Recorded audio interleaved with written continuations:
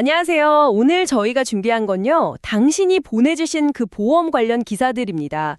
이 속에서 진짜 중요하고, 당신께 실질적으로 도움이 될 만한 정보만 쏙쏙 뽑아보려고 하는데요. 네, 이렇게 인상폭이 큰 배경에는 꾸준히 오르는 약값, 또 병원 이용도 계속 늘고 있고요. 고령화나 신기술 도입 때문에 의료비 자체가 계속 오르는 추세거든요. 그렇죠. 기업들도 예전에는 복지 차원에서 어느 정도 이렇게 감당을 했는데 이제는 그 부담이 거의 임계점에 다다른 것 같아요. 아, 한계가 온 거군요. 네.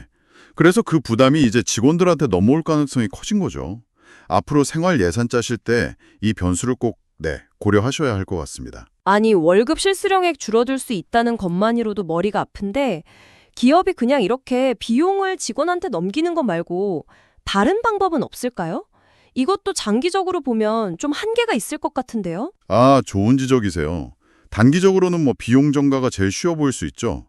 근데 길게 보면 말씀하신 대로 직원 만족도도 떨어지고 좋은 인재 뽑기도 어려워질 수 있거든요. 네, 그렇죠. 그래서 일부 기업들은 건강검진을 좀 더 강화한다든지 아니면 만성질환 관리 프로그램 같은 걸 도입해서 직원들이 의료비 쓰는 것 자체를 좀 줄여보려고 노력하기도 합니다. 아, 그런 노력도 있군요. 네.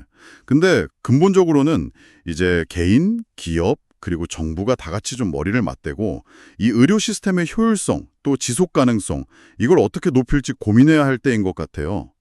이 부담 증가가 단순히 비용 문제를 넘어서 의료 서비스의 질이나 접근성에는 또 어떤 영향을 미칠지 이런 것도 좀 면밀히 봐야 합니다. 정말 그렇네요. 아, 다음은 좀 씁쓸한 소식인데요.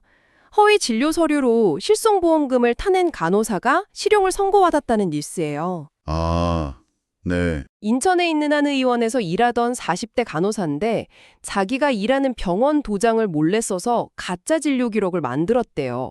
그렇게 해서 보험금을 1억 3천만 원 넘게. 와, 1억 3천. 네. 챙겼다고 합니다. 심지어 비싼 화장품 대신에 보습제를 허위로 처방받는 그런 수법까지 썼다니까. 결국 징역 1년 2개월이 선고됐습니다. 이 사건이 보험 사기가 왜 진짜 심각한 문제인지 이걸 명확하게 보여주는 것 같아요. 첫째는 당연하지만 이건 명백한 범죄잖아요. 그렇죠. 범죄죠. 네, 개인의 부당 이득이 결국엔 전체 보험 시스템 비용을 늘리고 그게 결국 보험료 인상이라는 부메랑으로 돌아와서 정직한 대다수 가입자들한테 피해를 주는 거거든요. 법원도 바로 그 점, 그리고 또 동종 전과가 있다는 점까지 고려해서 죄질이 나쁘다 이렇게 판단한 겁니다. 근데요. 이런 사건이 딱 터지고 나면 보험사들이 보험금 줄 때 심사를 더 까다롭게 하지 않을까 이런 걱정도 들어요. 정당하게 청구하는 사람들까지 피해를 볼 수도 있는 거 아닌가요? 충분히 그럴 수 있습니다. 사실 보험 사기가 자꾸 일어나면요. 보험사들은 당연히 의심 사례 조사를 강화하고 서류도 더 많이 요구하고 이런 식으로 심사 기준을 높이는 경향이 있어요. 아, 그렇게 되면 진짜 아프거나 다쳐서 보험금이 꼭 필요한 당신 같은 선량한 가입자들이 보험금 받기까지 시간이 더 걸린다거나 절차가 복잡해지는 그런 불편을 겪을 수 있죠. 네. 그래서 평소에 진료 기록이나 영수증 같은 거 있잖아요. 증빙서류. 이걸 잘 챙겨두는 습관이 이제 더 중요해졌다고 할 수 있습니다. 이게 혹시 모를 상황에서 당신의 권리를 지키는 가장 확실한 방법이에요. 네, 결국은 정직하게 그리고 꼼꼼하게 챙기는 게 답이네요. 다음은 보험업계 재편과 관련된 소식인데요. 디지털 손해보험사로 출범해서 기대를 좀 모았던 캐럿 손해보험 있잖아요. 아, 네네. 캐럿. 거기가 결국 모 회사인 한화손해보험에 흡수 합병된다는 소식입니다. 10월 1일자로 합병이 완료된다고 하고요. 2019년에 세워졌으니까 딱 6년 만에 이제 역사 속으로 사라지게 되는 거네요. 캐럿손보 가입자분들께는 이게 가장 직접적인 변화가 생기는 뉴스일 텐데요. 이제 보험금 청구나 계약 관련 문의 이런 모든 업무를 한화손해보험 통해서 하셔야 합니다. 그렇군요. 합병의 표면적인 이유는 캐럿손보가 계속 적자를 받기 때문이에요. 그 탄 만큼 내는 퍼마일 자동차 보험 같은 거 되게 혁신적인 상품 내놨었잖아요. 네, 그거 되게 신선했어요. 네, 근데 아직 이걸로 확실히 수익을 내기에는 시간이 좀 더 필요했던 거죠. 그러면 캐롯손보가 시도했던 그런 혁신적인 것들, 예를 들면 그 퍼마일 자동차 보험 같은 거요? 그런 건 이제 없어지는 건가요? 한화선보에서도 계속 할까요? 바로 그 부분이 이제 업계가 주목하는 지점입니다. 한화선부 입장에서는 캐롯선부의 그 디지털 기술력이나 좀 젊은 고객층, 그리고 혁신적인 상품 아이디어 이런 걸 흡수해서 시너지를 내려고 할 거거든요. 아, 시너지. 네, 그래서 퍼마일 자동차 보험 같은 상품은 아마 유지하거나 아니면 좀 비슷한 형태로 발전시켜 나갈 가능성이 높다고 봅니다. 다만 이제 큰 보험사 시스템에 통합되는 과정에서 기존 캐럿선보 고객들이 느꼈던 서비스 속도라든지 방식에는 좀 변화가 있을 수 있어요. 그럴 수 있겠네요. 네, 그래서 캐럿선보 고객이시라면 앞으로 받게 될 안내문 같은 거 잘 보시고 변경되는 서비스 내용이나 이용 방법을 꼼꼼하게 확인해 보시는 게 좋겠습니다. 네, 알겠습니다. 자, 이제 우리 사회의 큰 화두죠. 고령화와 노후 준비 이야기로 넘어가 보겠습니다. 평균 수명은 계속 늘어나는데 그냥 오래 사는 게 아니라 잘 사는 게 중요하잖아요. 맞아요, 중요하죠. 전문가들이 정말 한 목소리로 생애 주기별 금융 전략이 필수다 이렇게 강조하고 있어요. 젊을 때부터 차근차근 준비해야 한다는 건데요.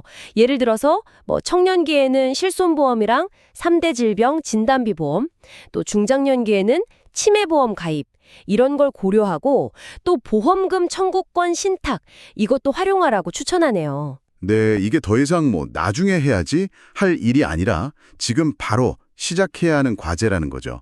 젊을수록 보험료 부담이 적으니까 일단 아프거나 다쳤을 때 실제 병원비 보장해주는 실손보험, 그리고 암, 뇌, 심장질환처럼 큰 병 걸렸을 때 목돈 들어가는 거 있잖아요. 그런 진단비 보험, 이런 핵심 보장부터 갖추는 게 유리하고요. 네. 그리고 이제 40대, 50대 넘어가면서 발병률이 확 높아지는 치매 같은 질병은 미리 대비하는 게 현명하죠. 여기서 보험금 청구권 신탁이라는 게 조금 생소하게 들리는데요. 이게 정확히 뭐고 왜 이걸 추천하는 건가요? 아, 네. 쉽게 설명드리면요.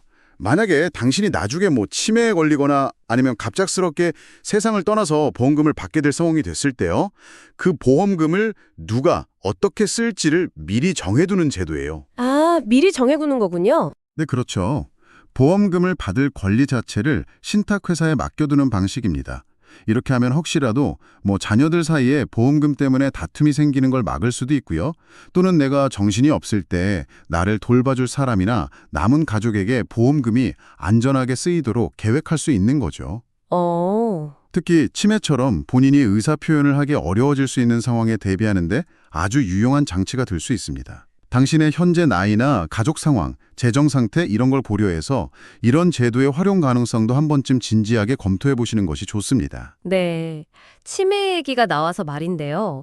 이와 관련된 사회적인 고민도 깊어지는 것 같아요. 2050년이면 60세 이상 10명 중 1명이 치매 환자가 될 거다. 이런 예측이랑 같이 치매 피해 지자체 보험이라는 아이디어가 나왔어요. 네, 저도 봤습니다. 치매 환자가 혹시 예기치 않게 다른 사람한테 피해를 줬을 때 그 배상 책임을 지자체가 보험으로 대신해 주자는 거죠. 이건 단순히 보험 상품 하나 더 만들자 이런 제안이 아니에요. 치매라는 질병을 더 이상 개인이나 가정만의 문제로 보지 말자는 거죠. 지역사회랑 국가가 함께 책임지고 관리하는 시스템을 만들자 이런 아주 중요한 제안입니다. 아, 의미가 깊네요. 네, 치매 환자 가족들은 사실 간병의 어려움도 크지만 환자가 혹시 밖에 나가서 사고라도 치지 않을까 하는 불안감, 또 그로 인한 배상 책임 문제, 이걸로 정말 이중 삼중의 고통을 겪는 경우가 많거든요. 네. 이 보험은 그런 심리적, 경제적 부담을 크게 덜어줄 수 있는 방안이 될 수 있습니다. 일본에서는 이미 비슷한 제도를 운영하는 곳도 있다면서요? 네, 맞아요. 일본의 일부 지자체에서는 이미 그 개인 배상 책임 보험이랑 연계하거나 아니면 지자체 자체 예산으로 비슷한 지원 제도를 운영하고 있는데 반응이 꽤 긍정적이라고 합니다. 물론 우리나라에 도입하려면 재원은 어떻게 마련할지, 보장 범위는 어디까지 할지 이런 구체적으로 논의해야 할 과제들이 많죠. 하지만 고령화가 워낙 빠르게 진행되는 우리 사회에서 치매 환자랑 가족들이 좀 안심하고 지역사회에서 같이 살아갈 수 있는 환경을 만드는데 아주 의미 있는 첫걸음이 될 수 있다고 봅니다. 네, 그렇군요. 다음은 시장 상황과 관련된 소식입니다.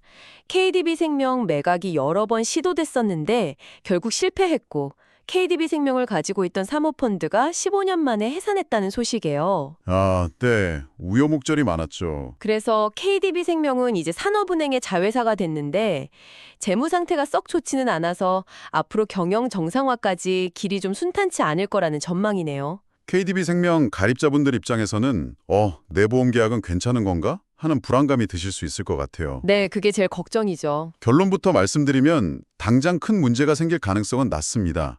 산업은행이라는 국책은행이 대주주가 됐기 때문에 회사의 안정성 자체는 어느 정도 확보됐다고 볼 수 있거든요. 다행이네요. 네. 하지만 재무 건전성 지표가 좋지 않은 건 사실이고요.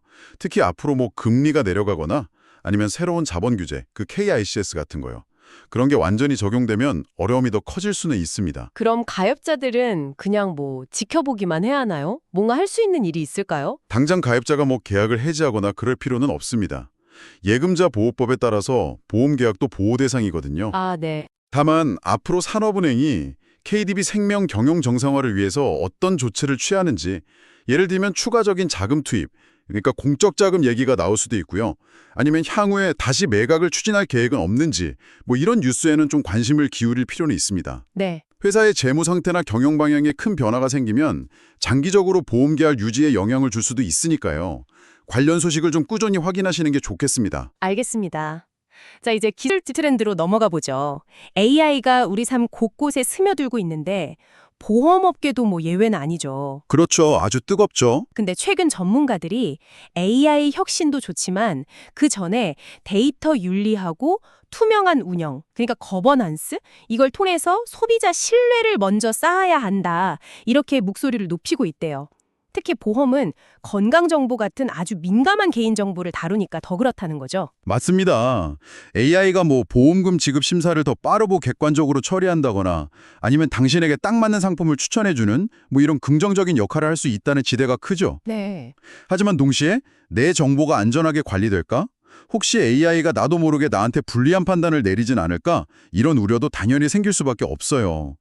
특히 과거 데이터를 기반으로 학습하는 AI 특성상 자칫하면 기존의 사회적 편견이나 차별 같은 걸 학습해서 특정 그룹에게 불리한 경우를 낼 위험도 있고요. 아, 그런 위험도 있군요. 네. 그래서 그 휴먼 인 더 룹, 휴먼 인 더 루프라는 개념이 중요하게 언급되는 거군요. AI가 결정하더라도 최종 판단은 사람이 해야 한다. 이런 뜻이죠? 정확합니다. AI의 분석 결과를 참고는 하되 최종적인 책임과 판단은 사람이 내려야 한다는 원칙이에요. 이게 단순히 기술적 오류를 막는 걸 넘어서서 윤리적인 문제나 공정성 시비를 방지하기 위한 최소한의 안전장치라고 할 수 있습니다. 네. 앞으로 보험사들이 AI를 얼마나 잘 활용하는가 이것만큼이나 그 과정에서 당신의 데이터를 얼마나 투명하고 윤리적으로 다루는지, 그리고 AI의 결정 과정을 얼마나 잘 설명하고 책임질 수 있는지, 이게 소비자의 신뢰를 얻는 핵심 요소가 될 겁니다. 네. AI가 실제 보험 판매 현장에도 도입되고 있다는 소식도 흥미로운데요. 소카인드라는 AI 기반 세일즈 코칭 솔루션이 보험 설계사들의 소통 능력을 키우는 데 쓰이고 있다고 해요. 아, 네. 그 AI 코칭이요. 네.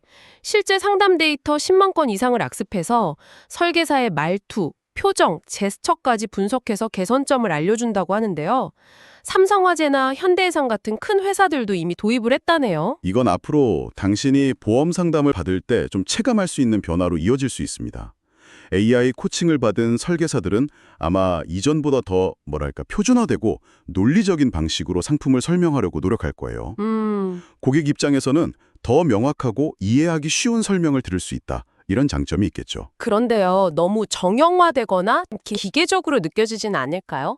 약간 로봇이랑 상담하는 것 같은 느낌? 그럴 가능성도 충분히 있습니다. 모든 설계사가 다 비슷한 화법과 제스처를 쓴다면 오히려 좀 인간적인 교감이 부족하다 이렇게 느낄 수도 있죠. 네. 중요한 건 이 AI 코칭이 단순히 말 잘하는 기술만 가르치는 데 그치지 않고 고객의 상황이나 필요를 더 깊이 듣고 공감하는 능력까지 키우는 방향으로 활용될 수 있느냐, 바로 이 점입니다. 기술 자체보다는 그걸 어떻게 쓰느냐가 실제 고객 경험하고 만족도를 좌우하게 될 거예요. 이게 정말 고객한테 더 나은 상담 경험을 줄지는 좀 더 지켜봐야 할 것 같습니다. 네, 지켜볼 부분이네요. 자, 금융시장 전반의 분위기를 엿볼 수 있는 뉴스도 하나 있는데요. 카드사하고 생명보험사가 대출 실적을 늘리는 방식에 차이가 있다는 분석이에요. 아, 네. 전략이 다르죠. 카드사들은 비교적 규제가 덜한 카드론 영업에 좀 집중하고 있지만 연체율 증가 위험을 안고 있고요. 반면에 생명보험사들은 가입자가 된 보험료를 담보로 빌려주는 보험계약 대출에 기대고 있는데 강화된 자본 규제 때문에 이것도 마음껏 늘리기가 어려운 상황이라고 합니다. 네, 맞아요. 각 금융업권이 처한 규제 환경하고 수익성 압박 속에서 서로 다른 생존 전략을 쓰고 있는 모습이죠. 카드사는 단기 수익을 위해서 카드론을 늘리려고 하지만 경기가 나빠지면 부실 위험이 커지는 어떻게 보면 외줄타기를 하고 있는 셈이고요. 네. 반면에 보험사는 그 새로운 자본 규제, KICS 기준을 맞춰야 하니까 대출을 늘리려면 그만큼 자기 자본을 더 쌓아야 하는 부담이 커서 공격적인 영업이 좀 어렵습니다. 이런 업계 상황이 우리 같은 금융 소비자들한테는 어떤 영향을 줄까요? 직접적인 영향이 있습니다. 예를 들어서 카드론이 필요할 때 예전보다 심사가 좀 까다로워지거나 금리가 높아질 수 있고요. 반면에 보험계약 대출은 상대적으로 안정적이긴 하지만 이용 한도나 조건이 예전 같지 않을 수도 있죠. 아, 이렇게 각 금융권의 전략 변화는 당신이 이용하는 금융상품의 문턱이나 비용에 직접적인 영향을 미칩니다. 그래서 이런 큰 흐름을 이해하고 있으면 당신의 상황에 맞는 금융상품을 선택하고 활용하는 데 도움이 될 수 있습니다. 네, 그렇군요. 자, 마지막으로요. 좀 가볍지만 흥미로운 소식 하나 전해드릴게요. 걸그룹 주얼리 멤버였던 조미나 씨 있잖아요. 아, 네네. 그분이 보험 설계사로 변신한 뒤에 벌써 12번째 보험왕 타이틀을 얻었다는 소식입니다. 최근 한 달 동안에도 19건 계약을 성사시키면서 아주 활발하게 활동하고 있다고 하네요. 네, 이 소식은 단순히 유명인의 직업 전환 이걸 넘어서 몇 가지 좀 생각해 볼 점을 던져주는 것 같아요. 우선 보험 설계라는 분야가 상당한 전문성하고 고객과의 신뢰를 요구하는 일이잖아요. 그렇죠. 네. 그런데 단기간에 이렇게 뛰어난 성과를 내고 있다는 점이 참 인상적입니다. 이게 연예인이라는 배경 덕분이라기보다는 그만큼 이 분야에 대한 깊은 학습과 고객을 위한 노력이 있었기 때문에 가능한 결과일 거예요. 네. 어쩌면 보험 설계라는 직업이 가진 어떤 성장 가능성, 그리고 배경에 상관없이 개인의 열정과 노력으로 성공할 수 있다는 점을 보여주는 그런 사례라고도 할 수 있겠습니다. 네. 오늘 정말 많은 이야기를 나눴네요. 건강보험료 인상부터 보험 사기 문제, 또 산업구조 변화, 기술 도입, 그리고 노후 대비의 중요성까지 변화하는 보험 환경 속에서 당신이 꼭 알아야 할 핵심 정보들을 짚어봤습니다. 네, 이 모든 정보들이 결국 당신에게 어떤 의미가 있을까요? 제 생각에는요, 끊임없이 쏟아지는 정보 속에서 길을 잃지 않고 주체적으로 내게 필요한 걸 찾아 배우고 내 상황에 맞는 최적의 결정을 내리는 그런 능동적인 자세, 이게 그 어느 때보다 중요해졌다는 것 같습니다. 전적으로 동감합니다. 오늘 다룬 이야기들을 쭉 꿰뚫는 하나의 키워드가 있다면 그건 바로 변화에 대한 적응과 대비일 겁니다. 특히 고령화 심화라든지 AI 기술의 발전 같은 이런 거대한 흐름 속에서 보험의 역할과 의미도 계속해서 변모하고 있거든요. 네. 여기서 마지막으로 한 가지 질문을 좀 던져드리고 싶습니다. 지금까지 우리가 그냥 보험이라고 생각해왔던 그 개념이 과연 미래에도 그대로 유효할까요? 예를 들어서 지금은 좀 상상하기 어렵지만 개인의 유전자 정보에 기반한 맞춤형 질병 예방보험이라든지 아니면 가상현실에서 활동하다가 생기는 위험을 보장하는 보험처럼요. 사회와 기술의 변화에 따라서 전혀 새로운 형태의 보장이 필요해지지는 않을까요? 와, 정말 새로운 관점이네요. 네, 이런 미래의 가능성을 한번 상상해보는 것, 그것이 바로 다가올 변화를 가장 현명하게 준비하는 방법일지도 모르겠습니다. 오늘 저희 이야기는 여기까지입니다.